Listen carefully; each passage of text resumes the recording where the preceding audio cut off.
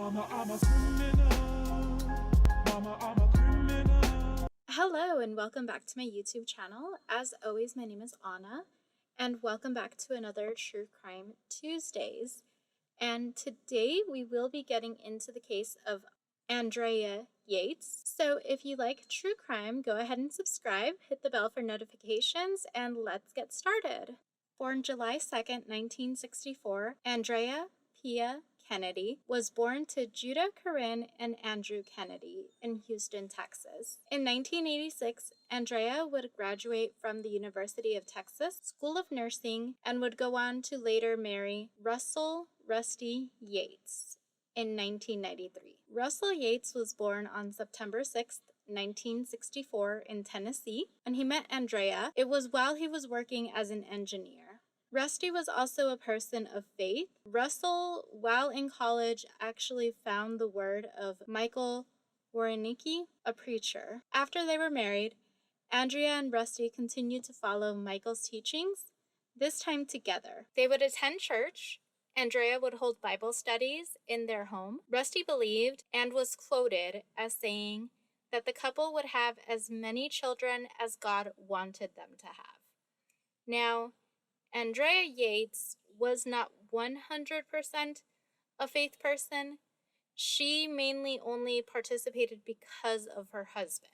So because of this, Andrea would receive lots of letters from Michael berating her on her spiritual standing with God. In 1995, Michael came out with a video where he taught that it was better for parents to commit suicide than cause their offspring to stumble and go to hell. 2 months after receiving the letters from Michael Warnicki, Andrea was hospitalized twice for 2 separate suicide attempts. Andrea and Russell would go on to have children. Their first child was a boy, Noah Yates.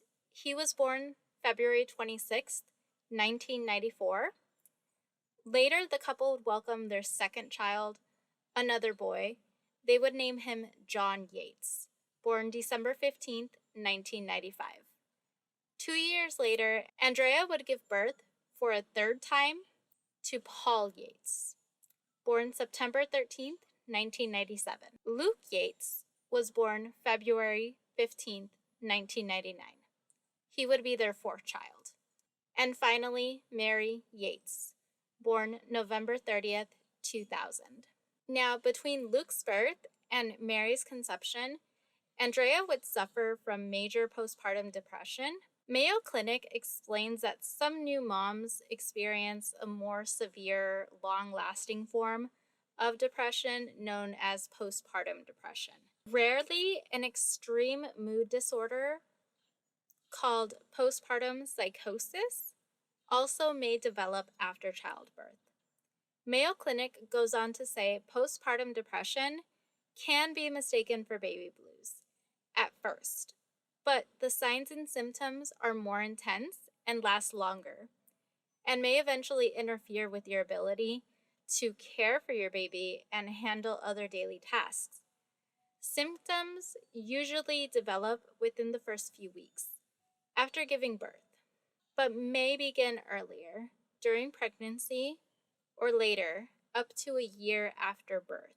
Postpartum depression signs and symptoms can include a depressed mood or severe mood swings, excessive crying, difficulty bonding with your baby, withdrawing from family and friends, loss of appetite or eating much more than usual, inability to sleep, so insomnia, or sleeping too much, overwhelming fatigue or loss of energy, reduced interest and pleasure in activities you used to enjoy, intense irritability and anger, fear that you're not a good mother, hopelessness, feelings of worthlessness, shame, guilt, and inadequacy, diminished ability to think clearly, concentrate, or make decisions, restlessness, severe anxiety and panic attacks, thoughts of harming yourself or your baby,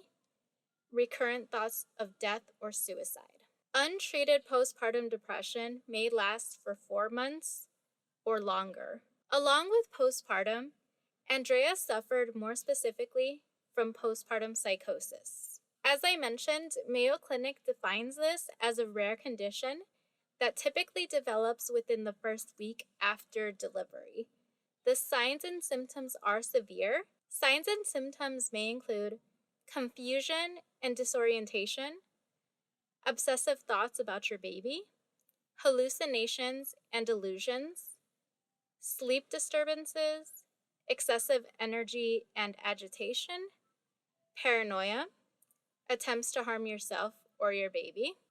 Postpartum psychosis may lead to life-threatening thoughts or behaviors and requires immediate treatment. So all of those signs and symptoms that we just went over, I want you to keep them in the back of your mind because this case speaks a lot to mental health and postpartum. So I wanted to throw in that so that we're all aware of what we're looking for throughout the case. So in June of 1999, Andrea Yates would attempt suicide. Her first suicide attempt, she would swallow 50 sleeping pills in an attempt to overdose herself. At this point, her kids, Noah, John, Paul, Luke, they would all be around the ages of Noah being 5, John being about 3, Paul being about 1, and Luke would be about 6 months old. Later in medical records, it would be revealed that Andrea had said she just wanted to sleep forever. She would spend about a week in the hospital because of this attempt and was prescribed the antidepressant Zoloft. One thing to note is that one of the medical records actually stated that Andrea only spent a week at the hospital due to insurance restrictions, but that when she was discharged, the record said that she was quite depressed, but no longer suicidal. Reports show that this visit was from June 18th to June 24th of 1999. However, not even a month later, Andrea is once again attempting suicide. This time by holding a knife to her throat, and this took place on July 21st, 1999. When Rusty found Andrea holding the knife to her neck, he decided he needed to admit his wife into the hospital once again. When doctors examined Andrea, they had found that she was off of her medication. Andrea told psychologists that she was hearing voices, telling her to get a knife, and having visions of stabbings and feelings that Satan wanted her to kill the kids. But Andrea decided that it was better to take her own life. This time, Andrea would stay in the hospital from July 26th to August 10th, 1999. While hospitalized this second time, Andrea would be put on Haldol, which is an antipsychotic medication. Another thing Andrea did was get counseling in the form of group therapy sessions. She seemed to show some signs of improving. However, Rusty saw it as more of being completely better. Reports shared that it was in fact Rusty's idea for her to leave the hospital, pressuring Andrea to leave and making her think she was about 95% better, and that therapy could continue as outpatient therapy. Now, you may be wondering where he got the 95% from. Psychologists took note that Rusty claimed to them that she was in fact 90 to 95% back to normal. But when Andrea was asked, she would say it was more like 70 to 75% better.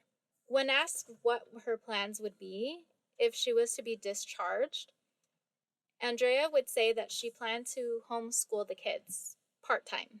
Rusty's answer was that he planned on working half days at home and that the family had recently purchased a home, since during this time they were actually living in a renovated Greyhound bus, so they moved around a lot.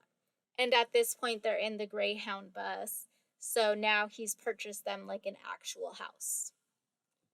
Well, against their better judgment, Andrea was diagnosed major depressive episode severe, recurrent, with psychotic features.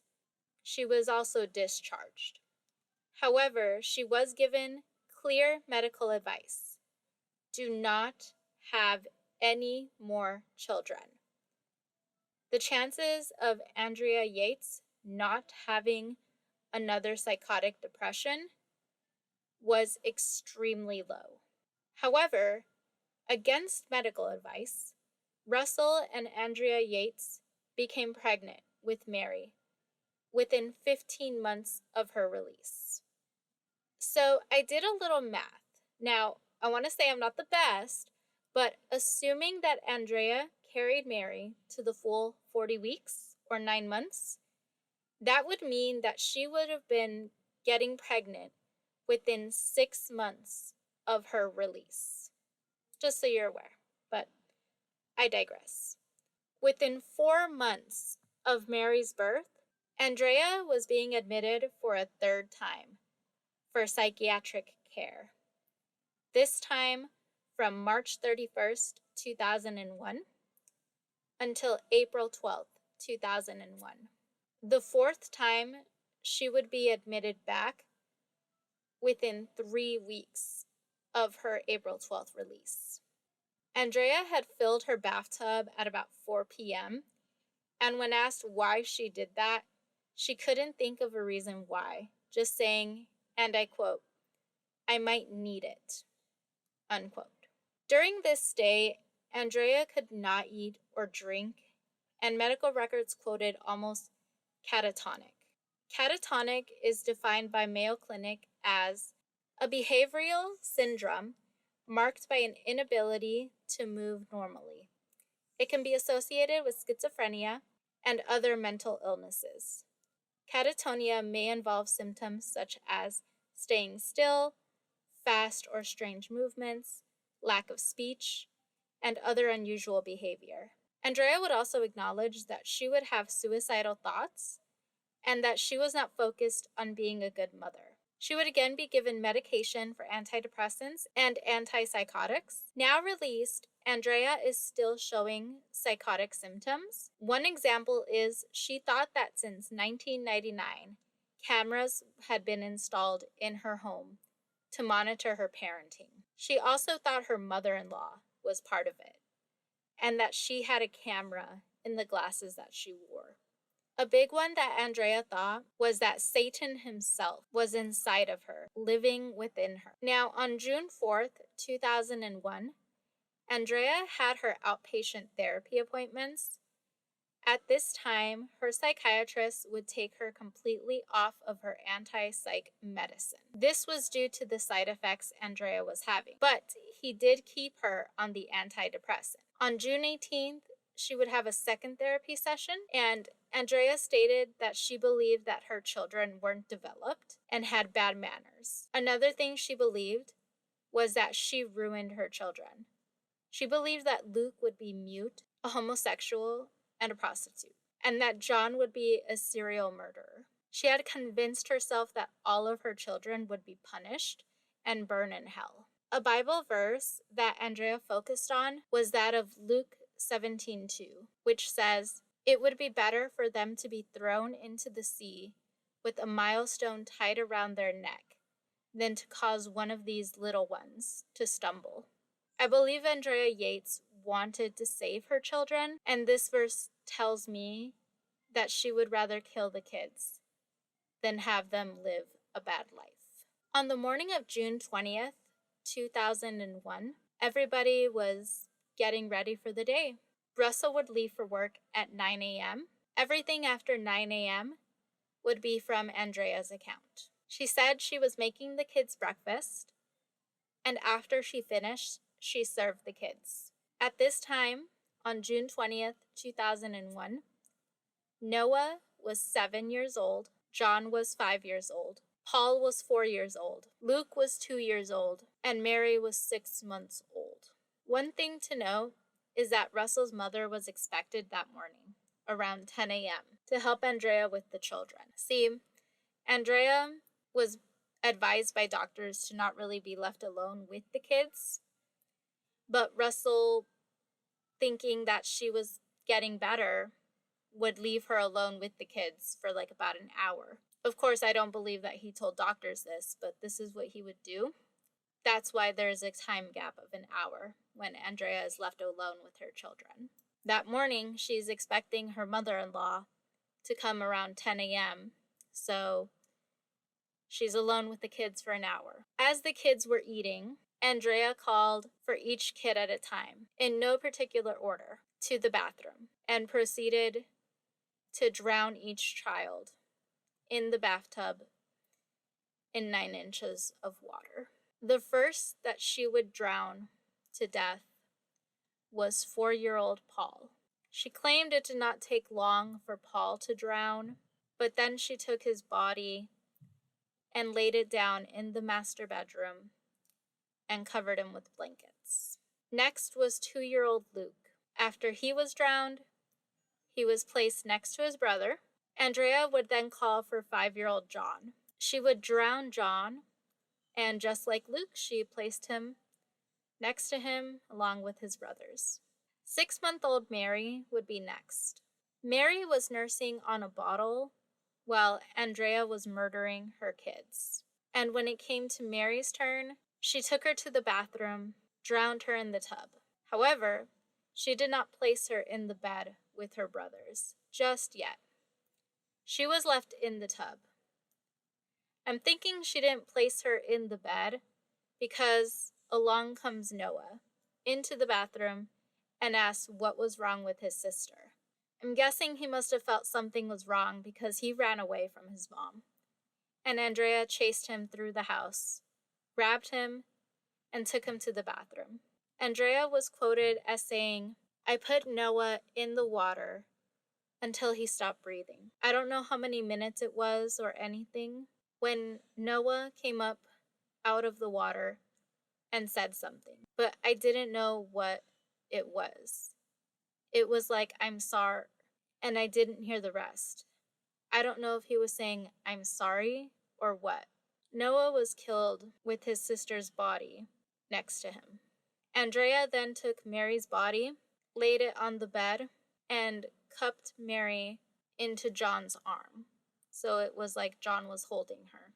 Andrea called 911 and requested for police to come to her home. After getting off the phone with 911, she called Russell to let him know he needed to come home. Russell recalled the phone call as, she said, "You need to come home."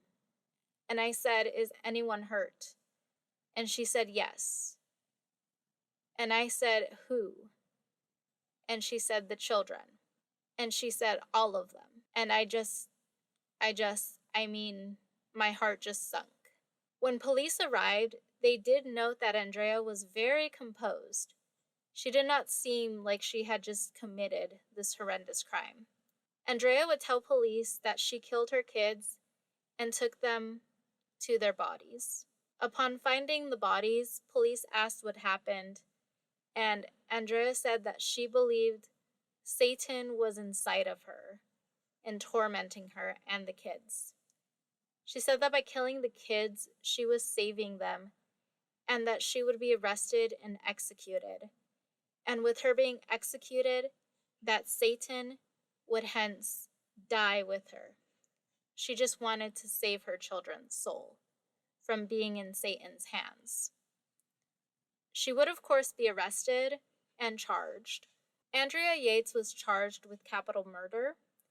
However, she was only charged for the deaths of Noah, John, and Mary. She was not charged for the deaths of Paul or Luke.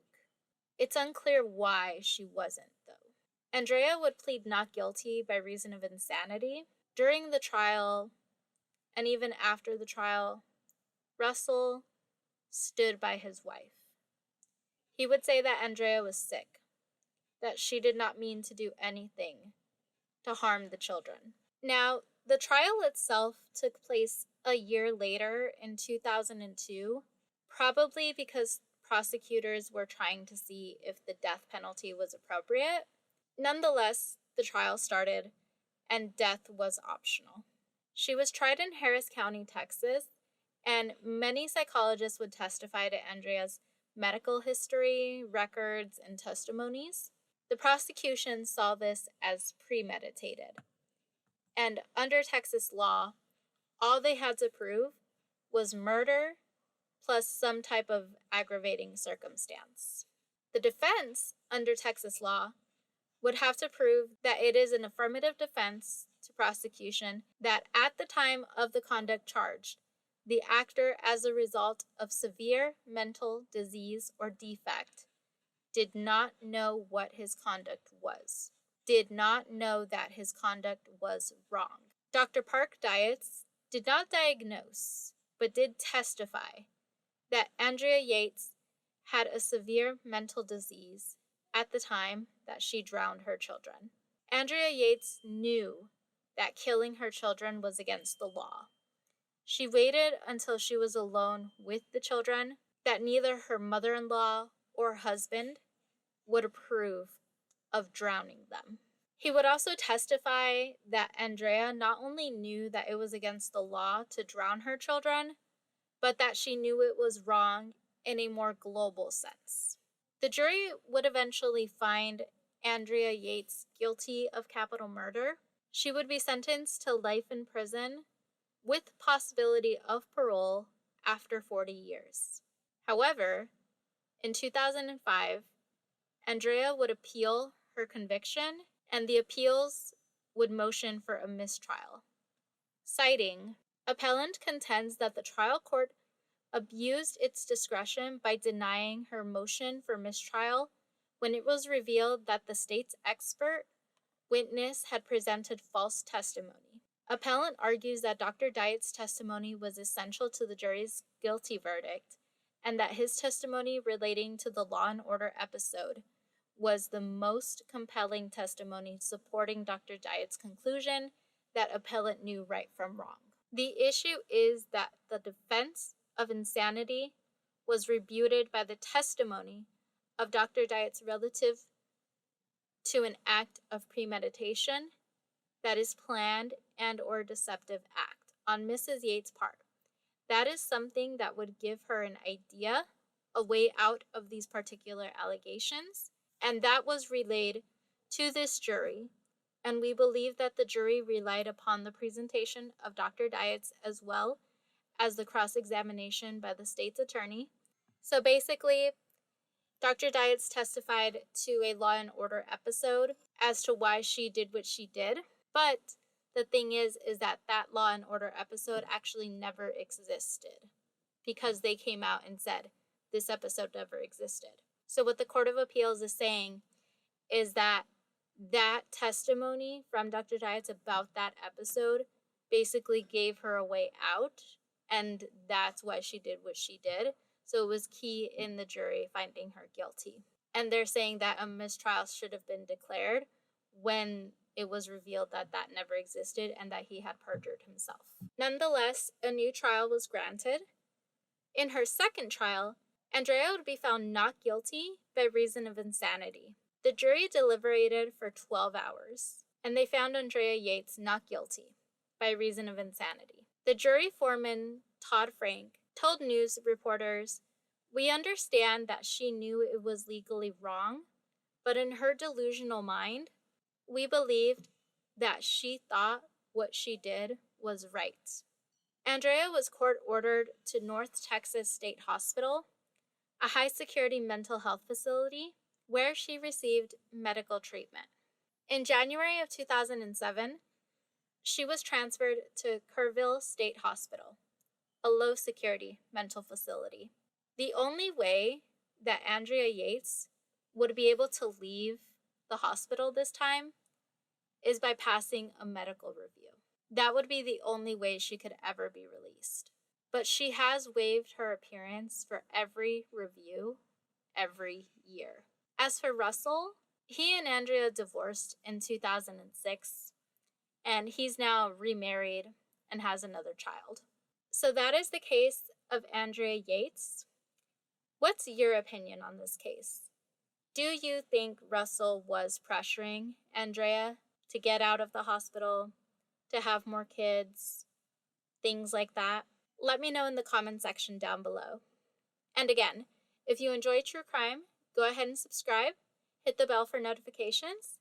Have a great rest of your Tuesday, and thank you so much for watching, and I will see you all again soon. Bye! Mama, I'm a criminal. Mama, I'm a